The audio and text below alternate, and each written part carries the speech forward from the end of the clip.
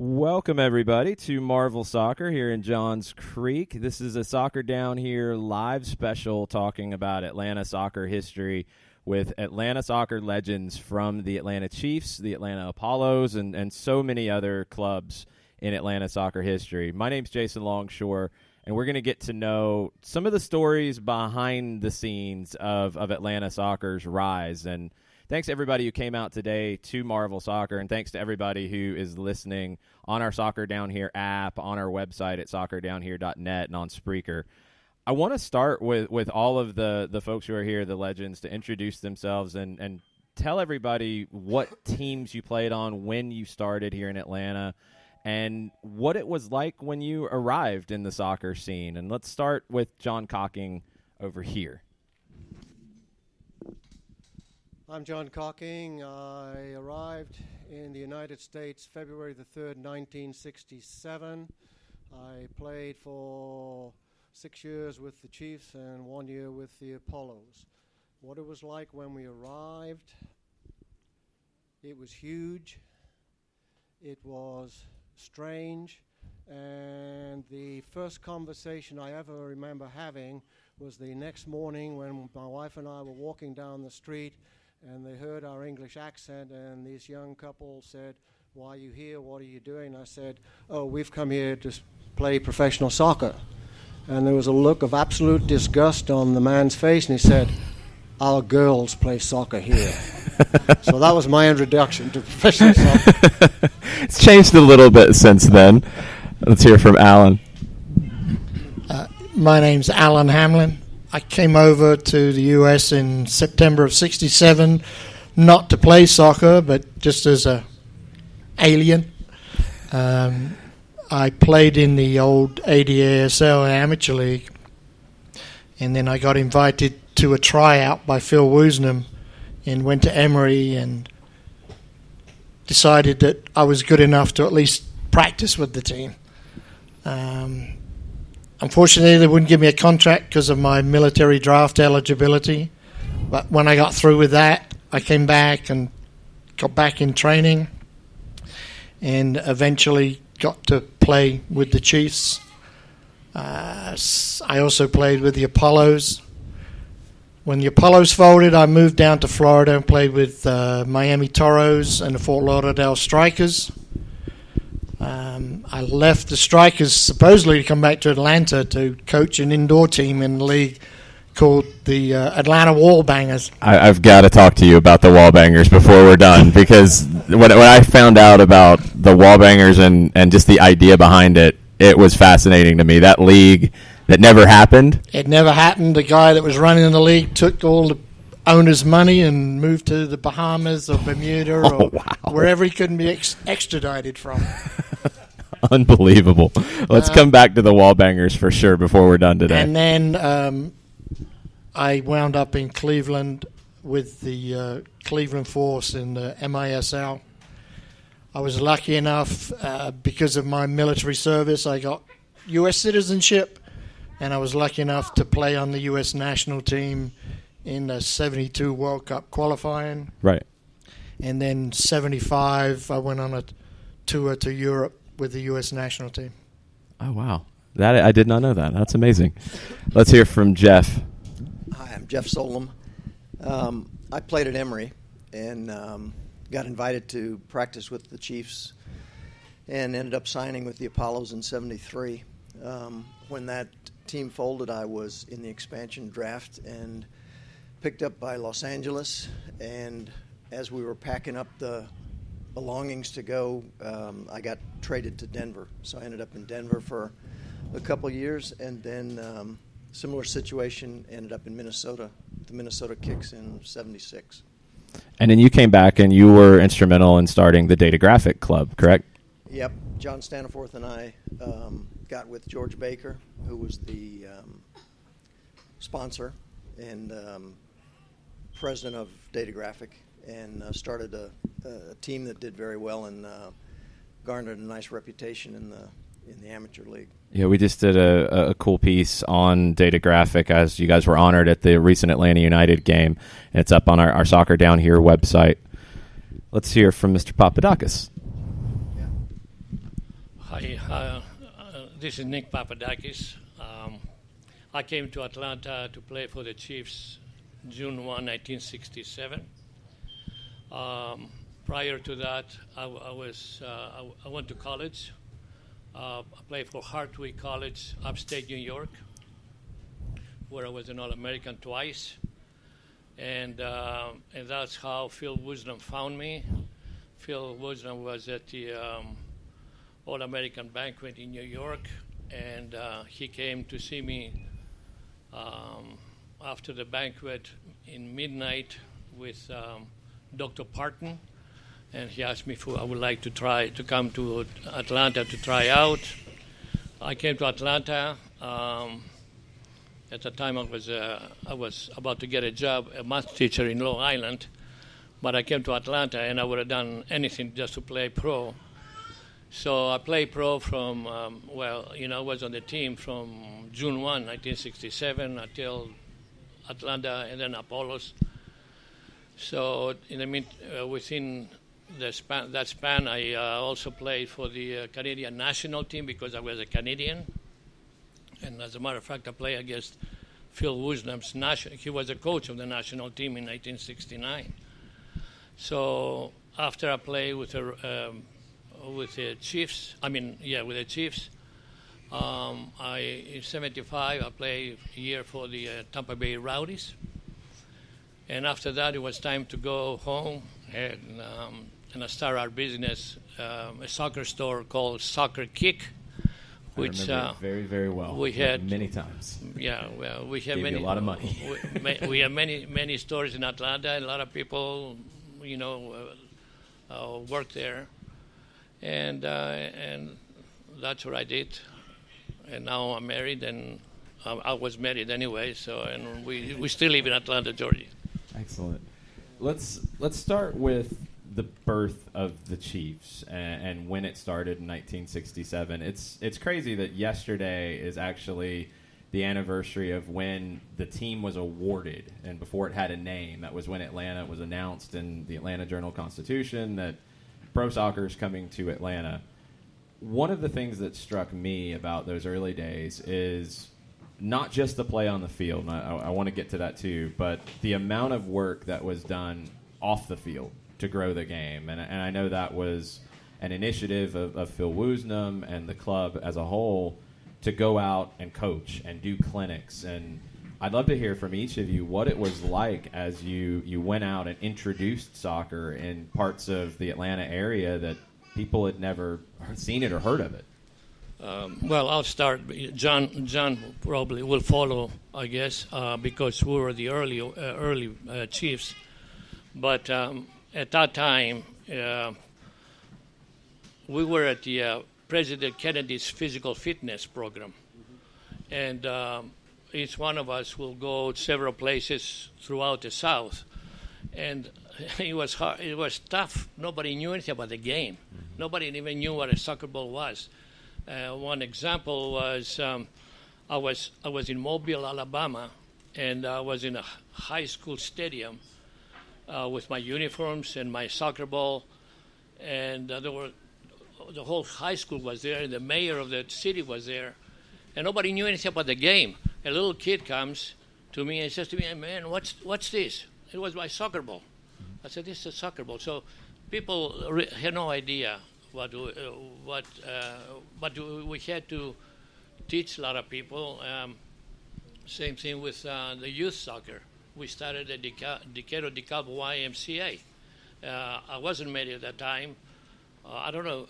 A lot of the Chiefs, Woosnam and Crow and Rouse and everybody else, they had kids. Came from England. There was nowhere to play. So we talked to Decatur DeKalb YMCA to allow us to get these kids to form a soccer team and start playing. And Dr. Parton and the Emory people allow us to play in the backfields of Emory, and kids will come there with long pants, no soccer shorts, no soccer shoes, and just to start. And that's how the things start growing. And I'll let John and somebody else talk about it.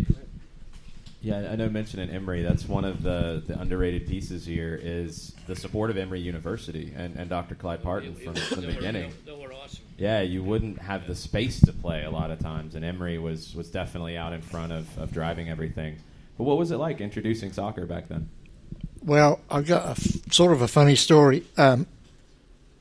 Before I got with the Chiefs, I was still playing soccer, but I lived down in Jonesboro in 1967. And I was working down there and told people I played soccer, and they said, well, how can you kick that soccer ball so far? I said, what do you mean? It's a leather ball? They said, no, but it's got holes in it. It's like a wiffle ball. And I'm going, no, it's a soccer ball. It's all leather. The black thing patches are actually leather patches, but they insisted that the soccer ball was a wiffle ball. So that was in '67, and people like John and Nick spent a lot of time. Most of my stuff was done when I went down to Miami and Fort Lauderdale, and we did clinics. We would go to high schools, and we would play volleyball against the girls' volleyball. We'd play soccer volleyball, they'd play volley, or we'd get the coaches out and we'd set up some small goals in the gym, and we would play games like that to try to encourage high schools to play.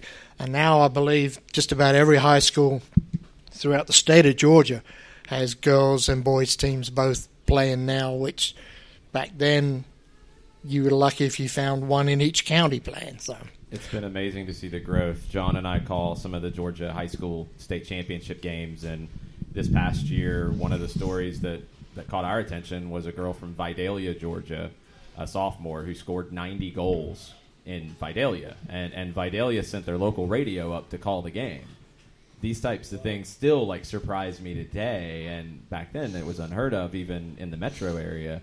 I know, John, one of your big legacies is coaching and spreading the word, and Concord, before it was Concord Fire, when it was Concord Soccer Club, and the legacy you left there. How difficult was it to teach at that point? Well, with Concord, it wasn't. The players were relatively skillful then, so you could work on a lot of things. You weren't starting from scratch. Right. And because the name of Concord, you also had the better athletes wanting to come to that club, right, which was great in one sense in that you had a team that was very skillful, but as far as public relations with other teams in the leagues, it was not the best because you were kind of looked upon as being stealers, robbers. You know. Oh, maybe a little bit anyway, of a rivalry here. I like it. Enough said. They did very well. I'll let the record stand for themselves there. A few state championships at the high school level too, right? Well, at Lovett High School, yes. But that had nothing to do with me. Okay. I was just a father. Here's a question I have to ask all of you guys, because I've heard this from those early days of coaching. I know that when you guys were away playing and the team would be on a road trip, the wives would take over on the sideline. And I heard that the wives were the better coaches. That was the word on the street at that point. Can I answer that? Yes, please. Wait a minute. You want to see how close you are? No. I'm not trying to set you up. Well, the answer to that is that it's not even a question, because the answer is so obvious, and it's been drilled into us over such an extended length of time that it's just not a question. I'm sorry. Okay, let's get into 1968, and we'll get to the championship in a second, but it's interesting that Manchester City is in town with a lot of their trophies right now, because in a lot of ways, the two matches with Manchester City put Atlanta on the soccer map and made Atlanta, back then, Soccer City, USA. And I think now it definitely has continued that. What were those two games like with Manchester City coming to town and being the first division champions in England and playing the Chiefs? I didn't play that game. So. Yeah. Well, I think the greatest rivalry of that was because of the two coaches. You had Phil Woosnam, our coach, and you had Malcolm Allison, Manchester City coach, who had been played together with West Ham United. And so there was already a built-in rivalry. Now, the extent of it really was that you have Manchester City, who had won what was then the English First Division. They're on tour at the end of the season. They're here to enjoy themselves. We're in the middle of our 68 championship season, and so we're going gangbusters. And we can't think of anything better than beating Manchester City. And with the two coaches being friends as they were, it was a competition. And we managed to win the first game. I think it was 2-1, was it? Or 3-2? 3-2. And Malcolm Allison was so incensed because of his rivalry with Phil Woosnam that he did two things. He rearranged their schedule so they could come back and play us again, and he also sent to England for some extra players to come across. Mm-hmm. And then when we beat him again the second time, that was just, it was insult to injury, but it was wonderful. What was the atmosphere like in the stadium? What was the crowd like for a game like that? Because they hadn't seen anything like that before. That was the largest crowd I think we had, and I can say it was 28,000 people. Mm-hmm. And that was the largest crowd we ever had. And you put that against the 50s and 60s and 70,000s now. It felt great. I mean, at 28,000, the stadium still didn't look full. Right. But they made a lot of noise, and it was music to our ears. So the championship, as it came together, I know one of the things at that time, too, that is something that hasn't been talked about much. The league was having a lot of problems as that season was coming to an end. So on one front, you're fighting for a championship. On the other side, there's questions on what's going to happen, what's next. How difficult was that, John, to stay focused on winning the title, but also worrying about what's going to happen the next year? I don't think people really worried about the next year at that point in time. You kind of live in the now. And so to get through the season and win the championship was all that we thought about. It wasn't until after that you think, well, what's going to happen next year? And it was unknown. And so there's the uncomfortableness then. And players would go back to England and Zambia and South Africa, and we just didn't know what was going to happen. And that was very uncomfortable. And, of course, it went from a very successful 68 season to the next go-around, which was a much smaller, lesser. The league shrunk, but the Chiefs stayed at the forefront, and the development off the field was a big part of that. Another element that Alan and Jeff and Nick, I wanted you guys to chime in on, is that the Chiefs were a strong multicultural team and maybe one of the most diverse teams in the league. And I believe, especially in 68, I think it was the only team that had African players at the time in the league. How hard was it for the group to come together with all of you coming from all over the place to play in a city that for a lot of you was new? Well, I don't think it was difficult for the players because they, we've all come from diverse backgrounds anyway. I mean, when I was in England, I ran track and I played soccer against African American players and runners, so it was no difficulty for us, I don't think, for the team, but I think some of the African American players probably had some problems around town. That I can't say.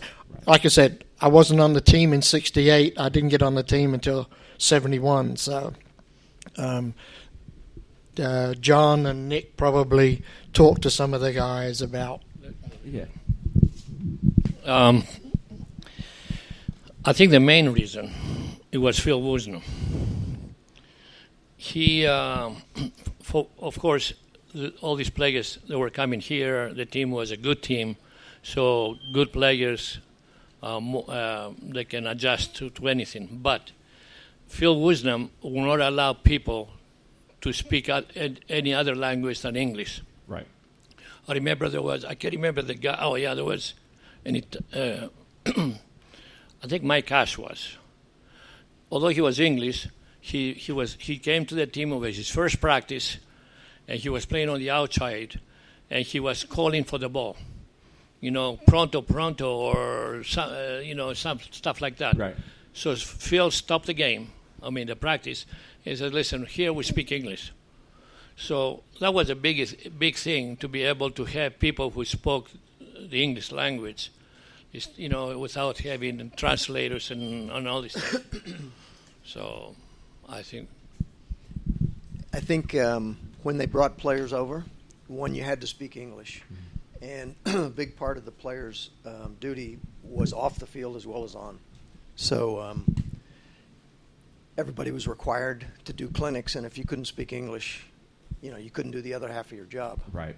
So I want to talk with Alan and Jeff specifically about the transition from the Chiefs to the Apollos. And I know a lot of people have looked at it and said, well, the Chiefs changed their name and it's the same team. And it's not exactly. It's a little complicated. Instead of the Atlanta Braves being in charge of it, it was the Hawks and Flames and the Omni Group. How difficult was that? Because in October, if I'm not mistaken, the Braves said they're not going to continue, and it wasn't until January or February that the Apollos took it up, and it was kind of halfway starting from scratch in some ways? a little bit. There was a strong contingent of players that were carried over. Right. Coach changed. Vic Rouse was not kept on, and they hired Ken Bracewell as the player coach. So it wasn't a big transition for me because it was my first year. Right. So I wasn't. I was just a training player with the Chiefs. But I think back then coaching was a lot like parenting, and you coached the team the way you were coached. And in this case, Ken Bracewell was a hard man, and so he pulled players in that were diggers and tight markers. Fitness was very important. So there was a change there in style, but. And at that time, Alan, you're talking about going from Atlanta Stadium to Bobby Dodd. And a lot of people thought that the first professional soccer games played at Bobby Dodd were Atlanta United, and it was actually the Apollos who played there in '73. And that was on the old AstroTurf, right? On the old AstroTurf, and they had a chain-link fence about 1.5 feet from the sideline. So you had to be careful when you went down that you didn't go underneath the chain link fence. But we played some international games there. We played Veracruz, right, from Mexico, and we also played Finn Harps, who were the Irish champions, who were going, I think about 2 or 3 weeks later, they were going to go play Benfica in the then European Cup, and I think we wound up beating them 4-1 because they had a back line that was so straight you could put a T-square on it and stuff. So. But, we played at a number of Veracruz. They came, play there. They came with screw-in studs. So, consequently, their traction was a little off. So, we were the first group to play there. I think that was after the season that Atlanta Chiefs invented indoor soccer. Yeah, and that's what I wanted to get into because the Chiefs and I know the Apollos, that was a big part of the reason why the Omni Group wanted to get involved was They saw indoor soccer coming and they saw the Omni and it's a great spot. Figuring out what indoor soccer was at the time. I know the rules were changing. They were trying different size goals. How crazy was that point for you guys? I think it was real crazy because, you're used to playing on a field and the ball going out of bounds. Well, you play indoors, it hits the wall and comes back, and you wait a minute, I got to play this again. And like you said, and I think John will agree, we were making the rules. Dallas came in to play, and they put the field down, and we were making the rules up. Like Monday we had a set of rules, Wednesday it was a different set of rules, and then we played again on probably Saturday night and against Dallas. And Boom Boom Jeffrey was a color man on the radio. Yes. I know not many people know Atlanta's role in the indoor game and how it was kind of at the forefront of it. I think they were some of the first indoor games played in the U.S. We invented the game basically here in Atlanta, and then it just took off and is pretty wide now across the United States. Yeah, it's transitioned a little bit. Now we're seeing more futsal, but Alan, I've got to ask you about the Wallbangers process and how all that came together. And my first question is, was there ever a logo designed for the Wallbangers? No. Oh, man. Not that I know of. Get in on making shirts for that. Man. I mean, I had a team. I'd gone up to New York for the draft, and I had drafted Kuykendall as my goalkeeper, who at that time was, I think, one of the top college goalkeepers in the country. And then all of a sudden, somebody called me up and says, Not so fast. Not so fast. The owner of the league's done a bunk with the money. So that's when I went up to play indoor in Cleveland. It seemed like it was a summer where the league was touch and go, that it might happen, it might not happen, then it was going to happen on a big scale, then a small scale, then it got pushed back. It was a year or two before the MISL? Is that right? No, it was... I left Atlanta after the Wallbangers folded and went straight to Cleveland to play in the first season of MISL. Okay. So, John, after the Chiefs and the Apollos folded, you stayed in Atlanta. I did. And you put down roots here, and you've been here ever since. What was your soccer involvement after the Apollos time? Through the Little League, I had two boys, and I started coaching them, and just worked on through the Little Leagues, and team was relatively successful, and we drew players from different parts of Atlanta, which was great in one sense, in that you got the better players. We also got some stick from other leagues because they said we were stealing all their players, but that wasn't the objective. The objective was just simply to develop the kids as best we could, and that's what we did. How hard was it at that time, and it's something that clubs still deal with today, how hard was it to find fields to use? I never thought it felt to be a problem. There was always plenty of fields to play on. I guess from my standpoint, when I was coaching, all my coaching, other than when my kids were 5 and 6 years old, where it was wherever we could. But once the kids got to high school, all the coaching I did was at Lovett High School, basically, right, because we had access to their fields. And Lovett, in those days, was one of the real powerhouses after the early days of DeKalb and DeKalb High Schools Right. dominating the Georgia scene. Lovett was the one, when I was coming up, that Right. everybody looked to. A program there at Lovett, what was the high school scene like at that time? My son should answer this question as soon as he went there. Well, both my sons went there. It was, I'm trying to think, I'm just drawing a blank on the coach's name for a sec. Bill Holloman. Yes. Bill Holloman was the soccer coach there, and he and I formed an alliance together where we worked with the teams, and he was very, very hard-nosed, and the teams worked very, very hard, and they had a fair level of success as a result of it. So along the same kind of time frame here, after the first Chiefs folded, after indoor was kind of touch and go, Data Graphic started. And Jeff, I want to dig into Data Graphic with you a little bit more.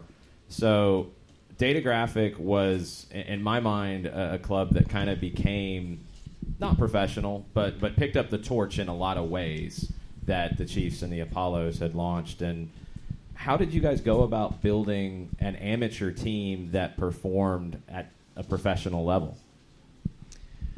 Well, back then in the ADASL, there weren't a lot of sponsorships going around. So it was, I think it was one of the first where the club actually paid for the uniforms and travel and some per diem, stuff like that. So in one sense, it was a semi-pro team, although none of the players were paid. Right. But we held a tryout and I guess put together maybe 15, 16 players.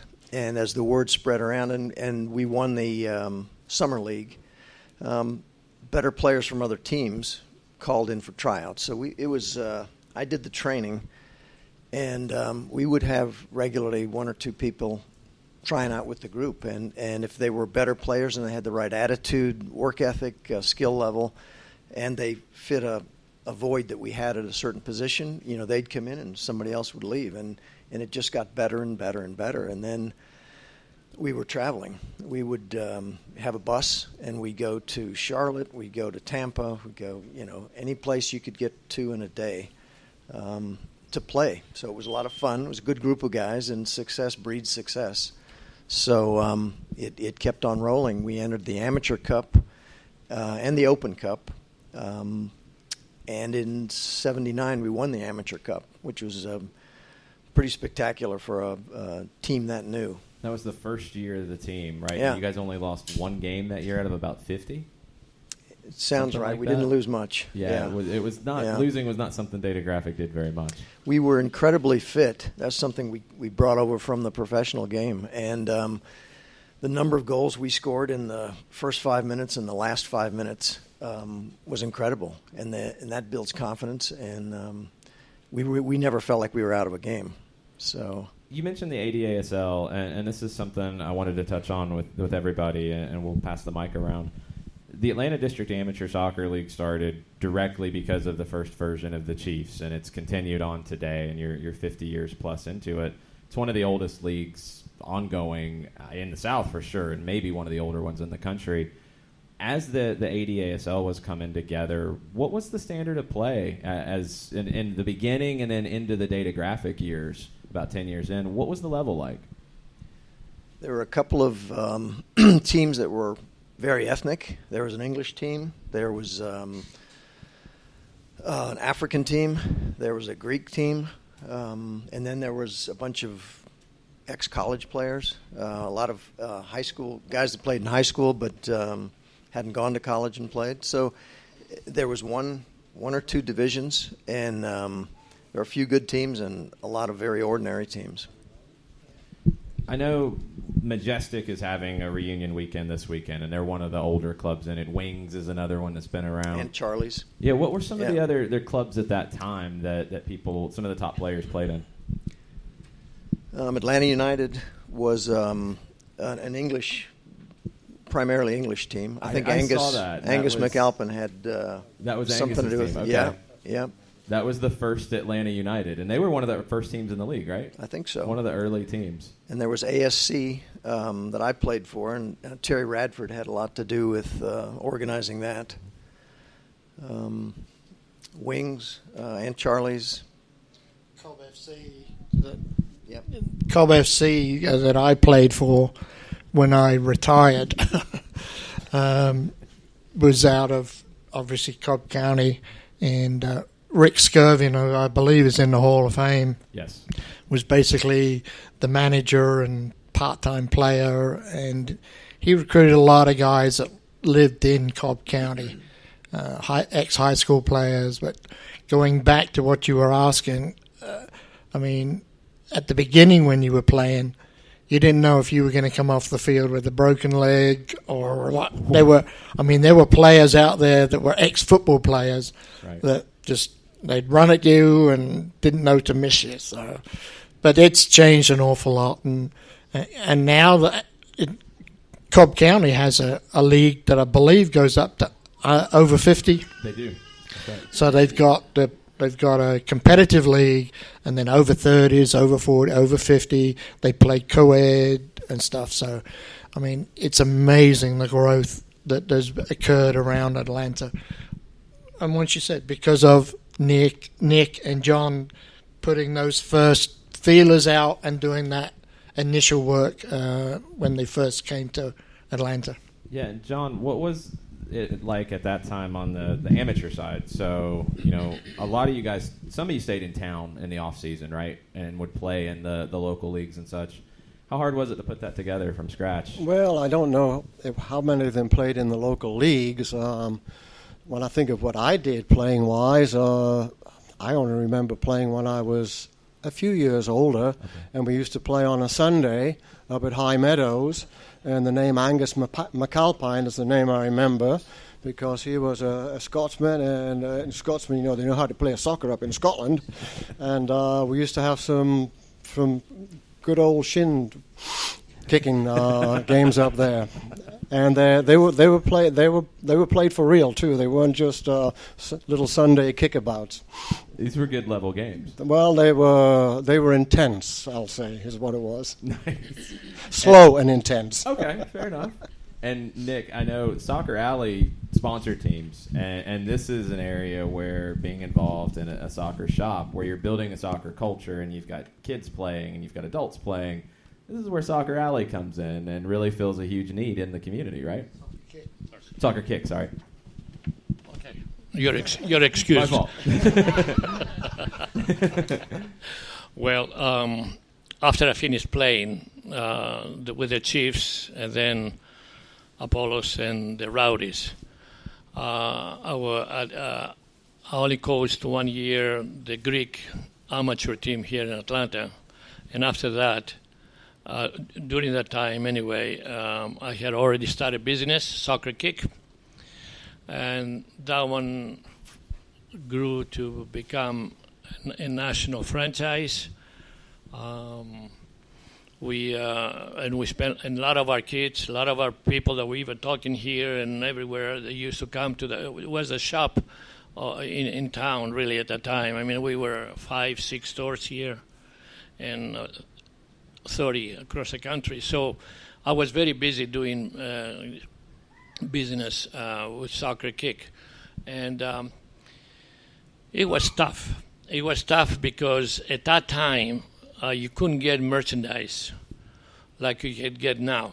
As a matter of fact, I started a wholesale company while I was doing Soccer Kick because I could not get soccer socks the way I wanted them, the nylon soccer socks like the Adidas or you had to go to Europe. So I went to North Carolina, Hickory, North Carolina. I found a factory and I started manufacturing these socks and started selling them to Nike and to Adidas, plus to the retail. As far as the retail shop like this, I had to bring. I approached teams, and they had to buy uniforms, and there was nobody here. Even the Atlanta Chiefs themselves, we had champion shirts, which looked like baseball. I mean, heavy duty cotton.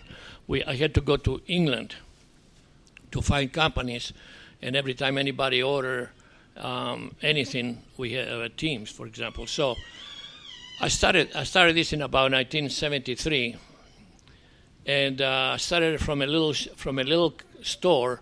It was a printing shop, and I asked the guy to allow me to have just a wall to display things like this, like these shirts and balls. And that was around January of '73, and business was dead. Nobody was coming in, and the guy was telling me, "Nick, what's happening?" Because I was taking his space. I said, come on, give me some time. In the meantime, I was working with YMCAs and the clubs, trying to buy for them to order uniforms. So come March, when people registered and they needed uniforms, and my first shop was at the Beaufort Claremont Mall on Beaufort Highway. And I drove there, I parked the car, and there was a line going from inside the mall outside. And I figured there's something, I was looking to see if there's a fire truck or anything. I mean, I thought there was something happened. So I run in, and the people on the line said, "Nick, what are you doing? Go and get in the store." They were waiting to buy stuff. And within an hour or two, everything was sold out. Good thing at that time, there was a manufacturer by the name a miter. His name was Jack Vines. He had a Big Jack. He had a shop over at the Conyers, and the stuff on my wall were all on consignment. They were sold within an hour. Immediately I called Jack and I said, "Jack, help, man. Just get me stuff, shoes, balls, anything you have in the warehouse. Come over here because we got a lines outside." So that's how was the beginning of the Soccer Kick. And that was at a time, that's after the initial Chiefs. That's in the mid-'70s, and all the seeds that were planted are starting to come to bloom now because you have more families, more kids who want to play. That's what brings the second Chiefs back. That's what brings us to today in Atlanta United. And I want to ask each of you, as things came together with Atlanta United, what did you think it would be like? What kind of expectations did you have? Okay, Atlanta United. Personally, I never thought it would be happening here. From our experience with the Atlanta Chiefs, yes, we got 28,000 with Manchester City, and we had over 20,000, 30,000 with Santos. Right. But usually our games, there were not that many people. Good thing, my parents were there, so we could have some people up on the stands, all right? So, but we had 7,000 people, something like this. So I never thought, and Atlanta had a lot of failures in the soccer teams. So I never thought United would become successful like this. And as a matter of fact, right now, I work and I am with a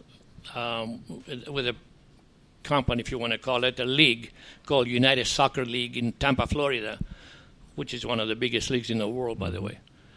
And I deal with a lot of people from the United States Federation and stuff like this. And I asked them the same question: what the hell happened in Atlanta?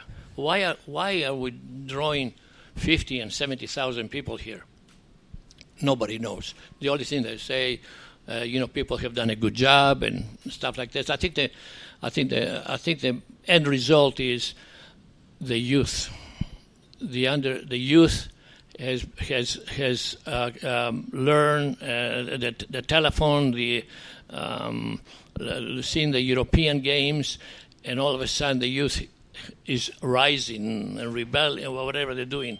So I never thought United will be that successful as it is now, but that's tremendous, and I think that's great for everybody, really, including the league and the United States.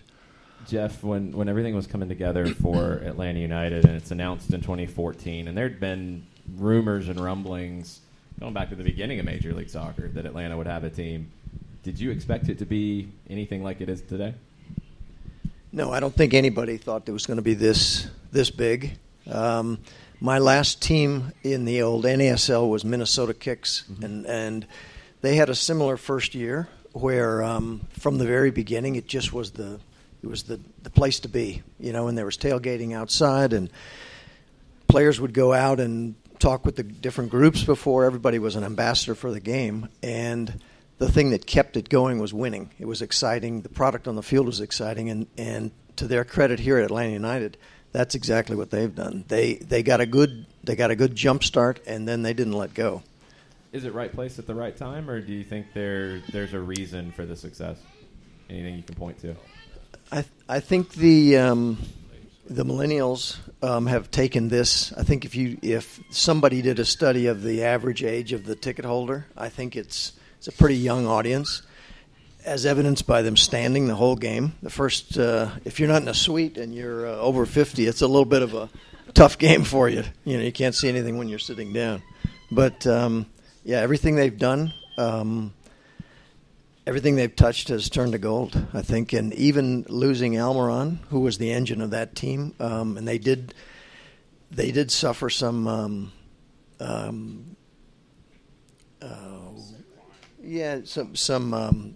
tough times accommodating Pity Martinez in there. Yeah, he's a different player, but they haven't shut the checkbook. They're still trying to put the right players in the right position, and it's a very exciting team. Alan, did you think we'd see anything like this in Atlanta? No.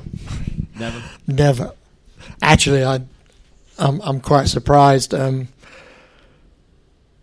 I was down with the Fort Lauderdale Strikers, we played against the Cosmos in Giant Stadium, and it was a playoff game, and they had like 78,000 people. And I said to somebody, you won't ever see this again. And I really didn't expect soccer to take off because of the competition from everything else. But I think what's happening in Atlanta is we are now seeing the product of John and Nick going out, doing those clinics, those people growing up, having kids, and those kids having kids. So we've got 3 generations that have been introduced to soccer and playing soccer, and I think that's where it's coming from, is all those generations of people that have come through from 67 on till people playing now. So grandpa will bring his grandson to the soccer game and say, And he'll stand in the stands and he'll say, well, that winger should be further out, or that midfielder should be. And they have a knowledge of the game now that back then, what we're talking about, there was no knowledge in soccer. So you didn't bring your kid to a soccer game because you didn't want to look like an idiot because you didn't know what was going on. It's changed a lot, and being on local radio and talking about it, it's still sometimes after conversations it shocks me that we're talking tactics on afternoon drive, but that's where the conversation about soccer is in the city now. The only thing I have against Atlanta United is the name. There are so many United teams. I was hoping they would become Atlanta Phoenix because that's the symbol for the city of Atlanta, but they've done a great job of pushing the game. I don't know. They sold a lot of Atlanta United gear. I don't know if that one's changing. Well, they changed the name. They changed the name, and they could sell a whole lot more. That's true. They could sell more gear. John, so from being here day one with the Chiefs to seeing Atlanta United today, what has that been like for you? It's been a roller coaster. It is a tremendous reward now to see how successful they are and have been and they are now. Did I expect it? I'm going to take the opposite approach to Alan. I think I did expect it. If you go back to 1967 when there was next to no soccer played whatsoever, and you go through all the struggles of the years of trying to develop it at a professional level, but while this is happening, you've got all the little leagues and the high school soccers and the college soccers continuing to grow. So I think when Atlanta United came in, the timing was absolutely perfect for them. Yeah, it feels like a little bit of right place at the right time. Yep. But I've told so many people, and I'm happy I get a chance to tell you guys that none of it happens without all those camps and clinics, without all the work that you guys put in, whether it's a data graphic, starting youth clubs, going out and starting youth clubs and teaching in high school and teaching kids. Like, none of it happens. And I mean, I was one of those kids. Like, I started playing in Clayton County in 1986 and at the YMCA, and there wouldn't have been a place to play without you guys. So thank you from everybody who's involved in soccer in Atlanta today. I remember you well. I was at your high school. You were shooting hoops when I was trying to coach in soccer. I definitely wasn't shooting hoops. Nobody wanted to see that. Did you know Helen Walker? What's that? Did you know Helen Walker? No, I don't think so. She ran soccer kick in Conyers. Okay. That was Rockdale. Oh, yeah. He was Clayton County. Yeah, I was over in Clayton. So we actually had a little shop in Riverdale that Adrian Brooks ran. And the first year I played, Adrian had his shop, and he had videos that he rented, and I rented every video every weekend and probably wore a few tapes out. And it was a lot of old highlight tapes and stuff like that. But I was one of those kids at that time who wanted a professional team to call Atlanta's own. And it took a while, and we had some false starts, but none of the success that happens today happens without you guys. So thank you for the time today. Really appreciate it, and I hope we can get to talk more and bring more to the history of Atlanta soccer out to the public. Thanks, you guys. I appreciate it. Thank you. Thanks, everybody, for listening. Thanks, everybody, for coming out to Marvel Soccer. Make sure you're following Marvel Soccer on Instagram, on Twitter. It's a great shop here in Johns Creek with all of your soccer needs. A very family-friendly, independent shop. Anything you need, they're going to try to help you out with it. We'll be doing more events like this up here at Marvel Soccer in Johns Creek. Thanks, everybody. Talk to you guys next time.